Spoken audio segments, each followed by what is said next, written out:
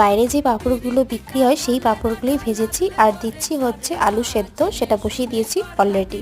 আর কি কি ইউজ করছি এই পাপড়ি চাটে সেটা হচ্ছে প্রথমেই ঘরোয়া টমেটো সস খুবই কম, তাহলে এটা হচ্ছে ক্যাট চাট মশলা, এটাও তোমরা ইউজ করতে পারো, যদি না থাকে বিট লবণও ইউজ করতে পারো, আর লেবু, পেঁয়াজ।